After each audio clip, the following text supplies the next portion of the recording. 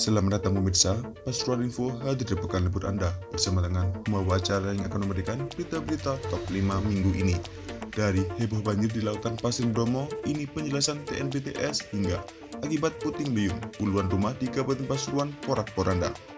Inilah berita-berita yang akan kami sajikan.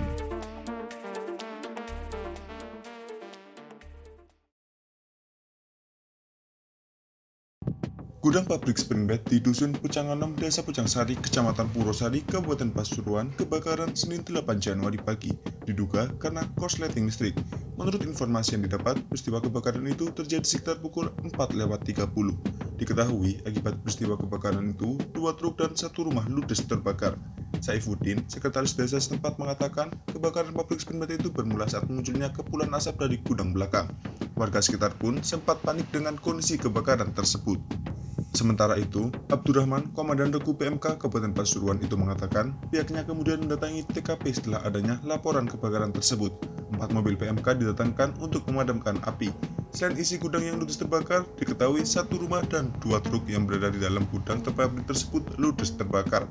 Ibda Dodik, Kanit Reskrim Polsek Purwosari mengatakan, dugaan sementara kebakaran tersebut yakni korsleting listrik di dalam gudang.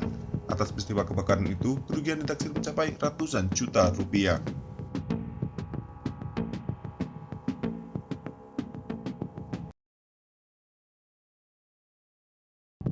Kawasan wisata Lautan Pasir di Gunung Bromo dilanda banjir akibat hujan deras pada Selasa 9 Januari. Video suasana banjir di lokasi favorit wisata Bromo itu menyebar luas di media sosial dan bikin heboh pegiat media sosial. Berdasarkan video yang beredar, air dengan arus deras terlihat menggenang lokasi yang mencekung di kawasan Lautan Pasir Bromo. Bahkan, seperti dalam video yang diunggah dalam satu akun Instagram, pengendara sepeda terlihat kesulitan menyeberang karena motornya terseret arus banjir.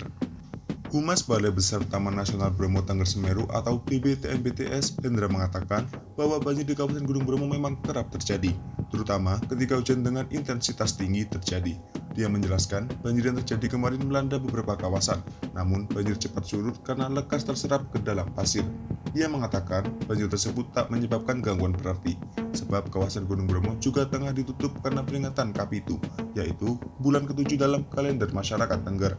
Saat Kapitu, kawasan Bromo harus steril dari kendaraan dan kunjungan wisata.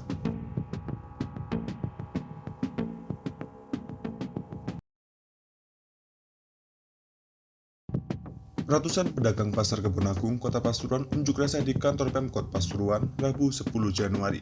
Mereka menutup portal parkir otomatis di pasar dihilangkan atau dihapus karena menyebabkan sepi pembeli. Ratusan pedagang berangkat dari pasar pukul 10. Semua pedagang, pria dan wanita menuju kantor Pemkot di Jalan Pahlawan dengan mengendarai motor. Selama demo, para pedagang meninggalkan lapak, kios, dan tempat berjualan mereka. Praktis, pasar Kebon Agung berhenti berdenyut selama aksi. Ketua Paguyuban Pedagang Pasar Kebon Agung, Zainal Fanani mengatakan, para pedagang tidak setuju dengan keberadaan portal parkir. Pasalnya, sejak portal dioperasikan, pengunjung sepi. Senada, Umi Kulsum, pedagang ikan mengatakan selama portal beroperasi, pembeli sepi. Akibatnya, dagangannya tutur sepi terkena imbasnya. Pihak Pemkot Pasuruan menemui pedagang. Sebanyak 15 perwakilan pedagang diminta untuk masuk gedung Pemkot untuk melakukan mediasi. Mediasi di ruang Untung Suropati dihadiri Wakil Wali Kota Adi Wibowo, Kepala Bages Banghardi Utoyo, dan PLT Kadis Penindak Heri Sujatmiko.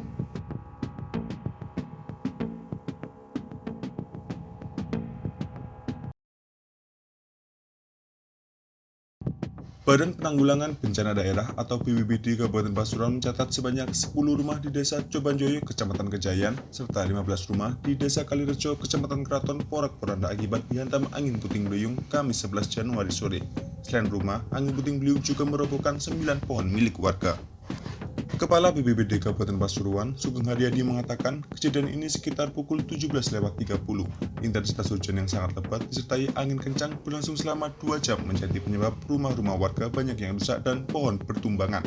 Dalam kejadian tersebut, para pemilik rumah sengaja meninggalkan rumahnya saat kejadian, sebab mereka melihat tanda-tanda bahwa puting beliung akan menerjang rumah mereka. Dikatakan Sugeng, tidak ada korban jiwa dalam peristiwa ini. Hanya saja, seorang bocah di Desa Kalirejo mengalami luka ringan akibat tertimpa genting atap rumah yang ambrol usai diterjang puting beliung yang sudah dibawa ke puskesmas dan kondisinya tidak apa-apa. Pasca kejadian, petugas langsung menuju lokasi untuk membantu warga membersihkan sisa-sisa bangunan rumah yang ambruk. Sedangkan untuk pohon tumbang langsung dievakuasi agar tidak mengganggu akses jalan warga. Sembari melakukan pengecekan dan pendataan, pihak BPBD juga memberikan bantuan logistik atas nama Pemkab Pasuruan kepada warga terdampak.